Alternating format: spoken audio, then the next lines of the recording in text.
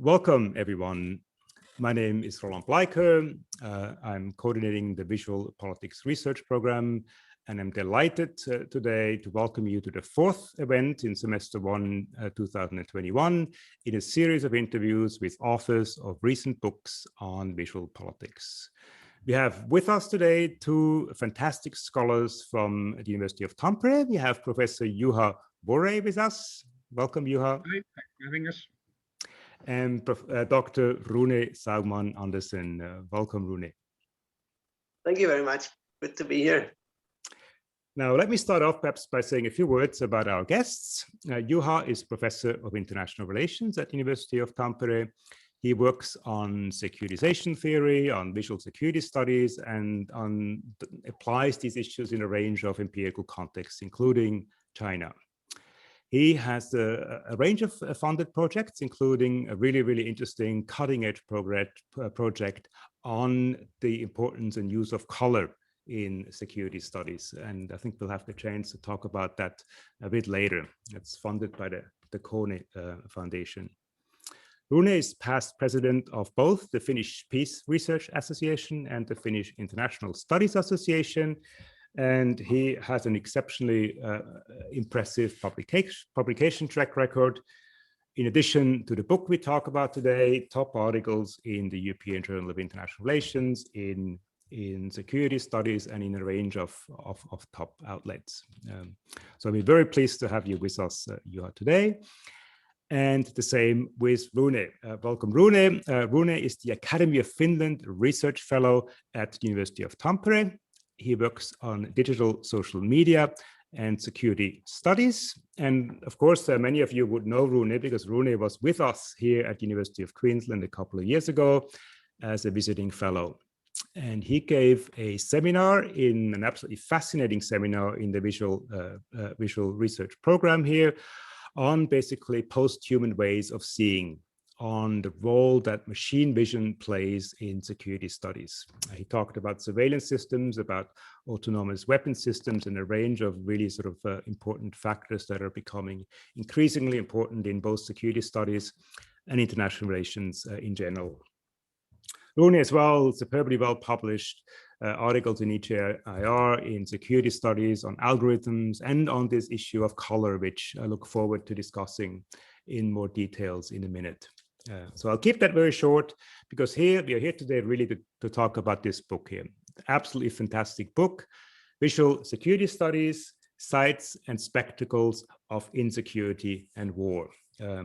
This is a book on a huge topic, very big topic. I think it's the definitive, definitely the most comprehensive book so far on visual security. It's an edited book with a series of top scholars in it. And I've had the chance to reread the book in the last couple of days in preparation for today. And one of the lines that stuck out in the book is in the introduction, Rune and Juha ask us to think of any kind of conflict, any kind of war, violence in which the visual does not play an important role. And that's impossible because the visual is so much part of war, part of conflict, so essential to it that we can't think of it outside. Think just a couple of examples of the long history of war photography, of big debates, for instance, on the Vietnam War, the extent to which visual journalism played an important role in the war. Think of the terrorist attacks of 9/11, the extent to which the event itself was an inherently visual event, and the visual was part of its impact. And many other examples in the book, the notorious beheading videos that Islamic State used in its terrorist campaigns. Think of the impact of the torture photographs at Abu Ghraib. Think of how visual satellite images were used to justify the war in Iraq. We could go on and on and on about that. But this is not a moment really to hand over to you two, to our guests, to Juha and Rune. And maybe you could start off by just giving us a bit of a sense of how this project came about, how you conceptualized it, how you went about doing the book, just to give us a bit of context that we can actually read in the text itself. Yeah, thanks for the introduction, Roland. So I guess I'll go first with this question, as we had a little little chat about it before. The origins of this book go back a bit over a decade now, where in the sort of context where Rune and I sort of started collaborating. We were part of the International Collaboratory for Critical Methods in Security Studies, which had a number of different clusters that were exploring new ways and discussing methods in regard to the critical study of security. And in our visuality cluster, we discussed the problem of incorporating visuals and visuality into the study of security. And this collaboratory had a number of workshops. There were maybe two a year, and Rune and I found that really sort of stimulating to have continuous workshops and also to continue on discussions via Skype at that point. Different world then. We decided that it might be a good idea to have our own sort of continuation as the sort of collaboratory was coming to a close. So we applied for some funding and managed to organize 2 workshops. The first one was in Copenhagen, 2012, and the second one in Turku in Finland, 2014. And we had an open call for papers, and we got a number of good people, and it was as the book sort of represents. So we say that the visual security studies is coming from sort of a number of disciplines. So also the participants were not only people working on in IR or security studies, but we have different disciplines. So I think that's sort of where this book sort of came out. I don't know. Do you want to add something, Rune? Yeah, I think because I think the book actually quite early on somehow took a life on its own. I mean, we were with John Mutlu writing this chapter on visuality in the book that became Critical Security Methods that came out of this collaboratory. And then I think basically that we thought that there's way too much to fit into one chapter to even kind of start to address all the possibilities that we think visuality has for international relations, and also kind of to not just tell them, but also show a little bit what can you do with images, what can you see in images that are already there, what can you do yourself as a researcher with images, and so on. And then I think in our conversations, I mean, the book, of course, didn't have the title Visual Security Studies from the beginning. I remember we had a very long-winded working title. So it was kind of also visual aspects of security. I think that was the original working title. That was the workshop called.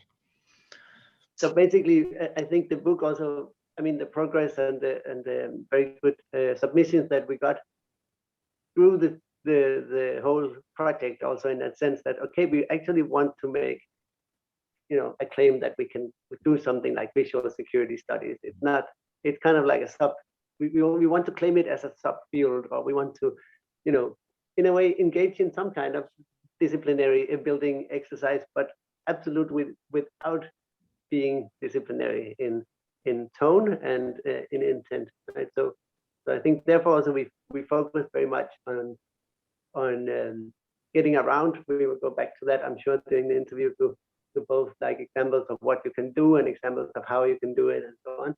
And also to include people who are in kind of adjacent disciplines, to say that, okay, I mean, this can be a field, but it shouldn't be closed to itself. There's many other disciplines where working with images and producing images are and also analyzing them are way ahead of what it still is, of course, and was especially at that time in international relations and security studies. So you can take visual culture studies, visual anthropology, there's visual sociology, and we try to bring people from those disciplines and those perspectives to the book to kind of open up to the adventure of vision, rather than trying to like make a straitjacket for how we should do these things in IR. Then look, there's a lot of sort of issues that have already popped up in your short opening statements, and they sort of point really towards one of the challenges, and that is the whole field of visual security studies is huge. You know, there's so many phenomena you look at. You know, you mentioned the difference between the visible and the invisible. You know, that in many ways it's about what we see, but also what we don't see, what is behind, and how even the absence of visuals has a visual dimension. But I think you also make a good case for the visual not being, or not shouldn't that the visual shouldn't be aligned with particular approaches to security, but it really transcends all aspects of security. And that, of course, for you, presumably as authors, as editors, poses a challenge. It's such a huge field. How do you go about structuring it? How do you go about structuring your book? And you sort of, in your book, you sort of divide it into three parts. You look at the visual as a form of modality. You look at sort of practices of representation. You look at video, at photography, at film. You look at the visual as a practice, as a form of practice, as a form of security itself. And then you look at the visual as a method, how film, video, photography can be used as a form of research itself. So can you perhaps give us a bit of a sense about why you pursued that logic? Was that there from the beginning? Did you struggle with how to set up the book? Were there alternative plans of how to structure it? And how did you, in the end up with that three-part sort of approach to the book? You want to go first, Rune, or should I? Yeah. I mean, in the collaboratory chapter, we already sort of tried to argue that most of the things that have already been or had been done before dealt with what we called it the modality of representations, that visuality, the different kinds of visual artifacts that are studied. But already there we argued that you could also study practice visually, or visual practice. And especially in our color work, we had already shifted towards that direction. We didn't have this framework to start off, since we had an open call and we got all sorts of things. And it was a process, and it was sort of I think sometime after the second workshop that we realized that, well, actually, if we look at this splits out quite evenly, that we have people working on visual artifacts, and we have people working on sort of visual practice, and then we also have people who use visuality or produce visuals as part of their research project. So it sort of was a sort of realization of what we had at hand, and that created the framework. But it also sort of is a natural evolution of the things we had been discussing already for a number of years, and also working on those issues ourselves. Mm-hmm. And the third aspect also then became part of the color project once we got some funding for it. But maybe I would love to hear a bit more about this project, and that of course is also the topic of your own chapter in the book, with Xavier Guillaume, on color and security. You look at the color of military uniform and the politics and security issues involved. And that, of course, is in some sense a form of research that shows us how the political operates in realms where we don't usually suspect it. Like security studies traditionally has been about diplomacy, about war, about interstate conflict, not about everyday politics, not about the color of uniforms. And your research shows us that security operates in a range of different domains. So I was wondering if you can sort of give us a bit of background to that project, and maybe also what you're doing with it now, and why you think the issue of color is so crucial and how it's linked to security. I guess I could take this one first. So this also goes back to the collaboratory, which Xavier Guillaume, he was also part of the collaboratory, but he wasn't working on the visuality cluster. So in one of these workshops, when we were presenting what we've done in that cluster, Xavier was in the audience, and he asked, well, so what about color? And half of the audience laughed, and the other part seemed to be sort of puzzled. And I was sort of, well, probably gave an immediate answer, but started going through my mental Rolodex of studies that would sort of engage color, not just in sort of security related or IR related stuff, but overall visual analysis, and it was strikingly absent. So that immediately got the gears rolling, and as the next presentation was going on, we were already emailing each other ideas about how color could be used. And it's we've sort of had this effect many times where we sort of point out the use of color, and first people are sort of, well, how does that have anything to do with security or politics? And then a couple of minutes later they come up with a number of examples where it's actually quite crucial. So it's one of these moments where you sort of switch on the lights, and all of a sudden, you know, from black and white TV to a colorful world, and there's no sort of coming back from that. Once you see it, you can't unsee it. So it actually sort of started going very fast. We you know, those initial ideas came into articles very quickly, and a few years later. We managed to get some funding and got the grant to have a full-time artist working with us, and we had already published a number of things, our sort of methodological or conceptual framework on military uniforms. So we had an article in EJR, one on flags. We were working on the police uniforms, a color of peace.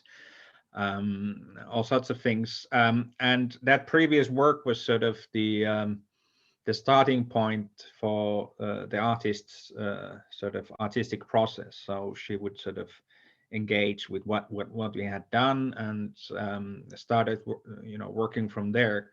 And we've had I think four art exhibitions in Berlin, Madrid, Helsinki, and Tampere. And but Rune, do you wanna add something to the well, origin I think of the project?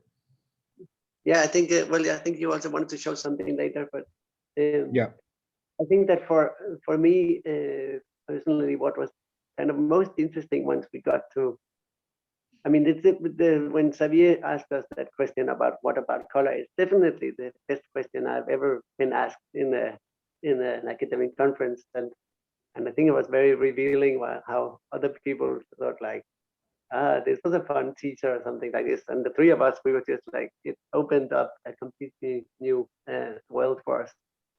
And I think colors are absolutely fascinating in the way that also color theory can kind of show some things that are probably true about many visual phenomena, but that are incredibly hard to think about and think with. For example, there's a whole literature on the existence of color. Right? How does color exist? There are, of course, pigments, there are wavelengths, but these are all, you know, things that are classified by us into something that we call color. And we think, oh, but maybe it exists in our, you know, retina, in our visual perception system, and it maybe does to some sense. But there's also places where they don't have blue, right? There's cultures that have 15 different colors where we see green. So it's I think starting to think with color opens your mind a lot to like some very powerful, but also very strange, and indeed, as Ronald was mentioning in some way before, like very everyday, but still very extremely structuring ways in which visuality and the way we think with images and through them and about them and kind of have an impact on politics. Of course, it will have an impact on politics when you start to think, well, this is the way we actually just think what exists, right? So it's hard to not think that think that it wouldn't have an impact, but still, it's also very hard to think about. Well, if we didn't, you know, if we had 20 different ways of white or 20 different ways of green, how would that? What would the political effect of that be? And similar with other things that are not colors, if they are kind of in a way products of our intersubjective animation or invention in some way as well. Right? So I think in addition to giving a nice range of topics to work with and bringing us to the idea of also like how you practice security through visual means, I think color also has this like immense kind of conceptual power that made it a lot enormously fun to work with. And also I think when you start to think about those things, you quickly realize that, well, it's not the IR literature where you have to go and look for for food for thought. Right? Juha, you wanted to show some examples? Yeah. So maybe we can do that while we continue discussion to sort of see some visuals that allow us to actually see what you're working on and what you mean with. I'll try to share the screen. So hopefully you can see this. So the artist we're working for is Margarita Roselio Ramon, and you can find her portfolio online, www.margaritarosello.com. And there's her other artwork present as well, but I've opened the collaboratory art section, which our project is called Collaboratory, which is a sort of shows the genealogy of the project in the collaboratory. So we have a play of words with collaboration and color. And so obviously these are three-dimensional artworks, some are installations, and you sort of would need to experience it in actual live events. But here's some sort of examples that she has produced together with us.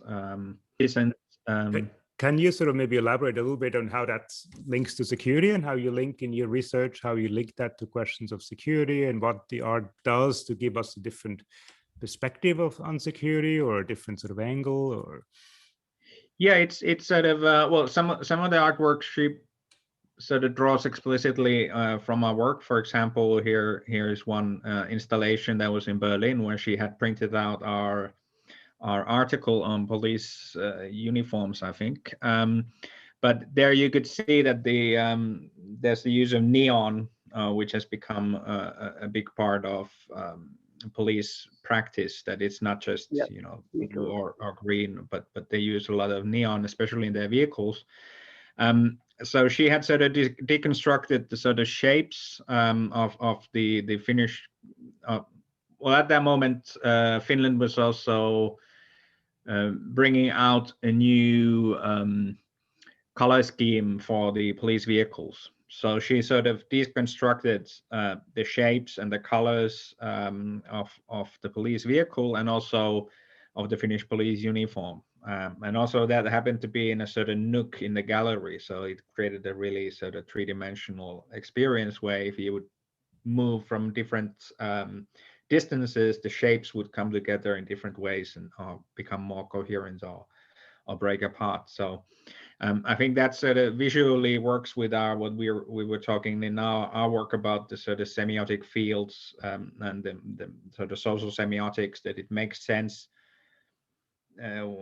About that these things make sense from a certain in a certain system, but once you move a bit further off, then it sort of breaks down and no longer works to produce meaning.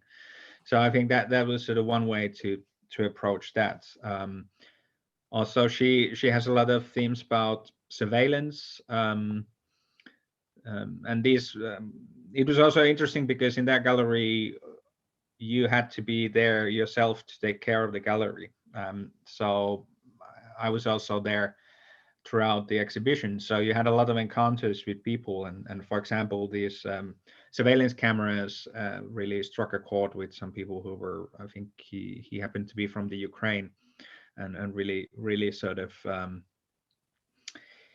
the hits and misses and how surveillance sees something, but it doesn't see other things. There's so many other issues actually we can and should talk about in here. Like that's one of the key challenges, of course, is visual security studies is such a massive field. There's so many issues to cover. I think we might sort of wrap up the dialogue interview part here, and so that we have a bit of time left for everyone else who is online and with us in Brisbane to come on board. But for now, just a big thanks again and massive congratulations, especially for this fantastic book on visual security studies. So thanks, Juha and Rune, for joining us. And we'll now go on to an open discussion with everyone else here. Thanks a lot. Thank you. Thank you.